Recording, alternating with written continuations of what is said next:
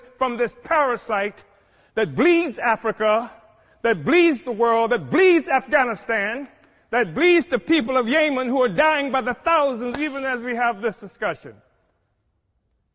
This is the basis of a Brexit. It can't stand together anymore because the host is rejecting the parasite. And it's creating crisis throughout Europe and throughout the imperialist world. I think it's necessary, brothers and sisters, to say that there has been a natural trajectory by African people for closer union. We know that we're talking about having this discussion in part because in 1884-85, Europeans sat at a table in Berlin, Germany, not a single African there, and carved up Africa into the territories that we now sometimes call countries. Yeah, alright, my people of Biafra, in the one stay on the ongoing date on Nnamdi Kanu and Samuel Ekpa. You know, about 3 days ago was the trial for Nnamdi Kanu, and these people that have been keeping what's happening at that trial are so very confidential. They don't want to release that man. I don't know why those people don't hold that man reach today. The Nigeria court have been holding Nnamdi Kanu to date almost 4 years now. They don't release that man for just no good reason. It's actually crazy.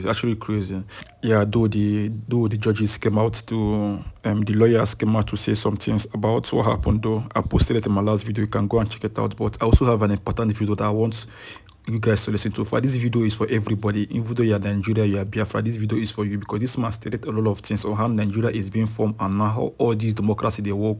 This man stated a lot of truths about Nigeria and these Europeans, their stuff.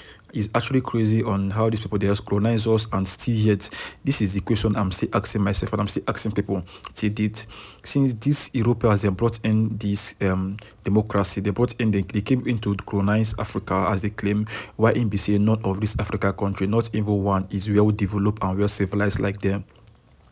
Not even one is well developed and safe. Not even one no Africa country could come that is well developed like this white man country.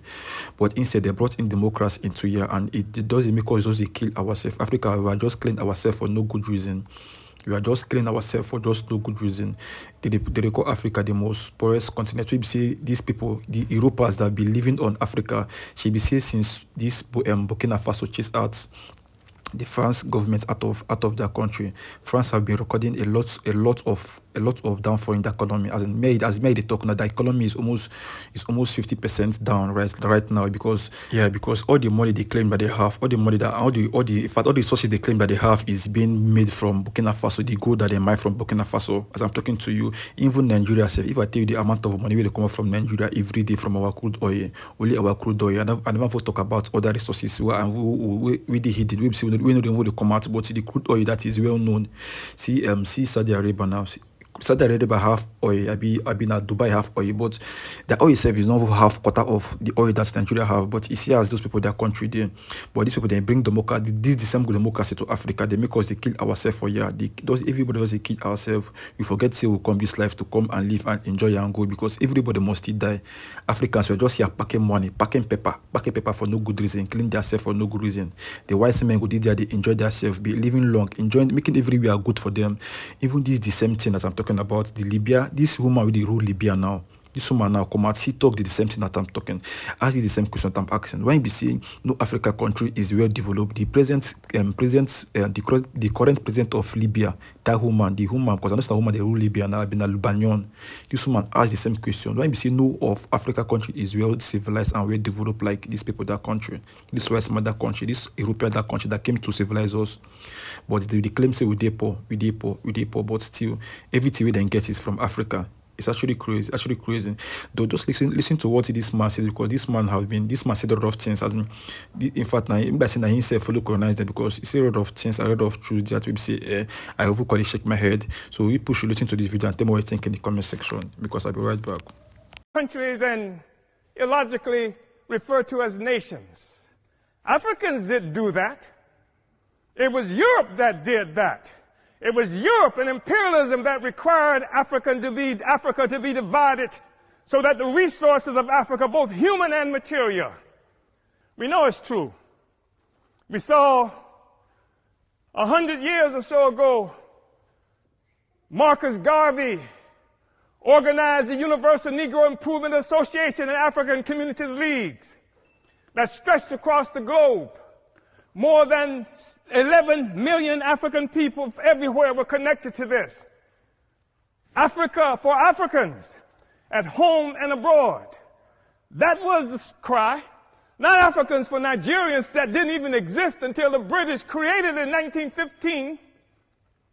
And Flora Shaw, the mistress who would become the wife of Frederick Lugard, came up with the name nigger area.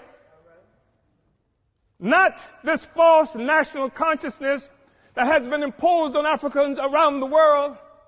So that when the Portuguese found shrimp on West Africa and then named it for the Portuguese word for shrimp, Cameroon, it is not true that they are shrimp despite the fact that the people call themselves Cameroonians today. It is a false national consciousness.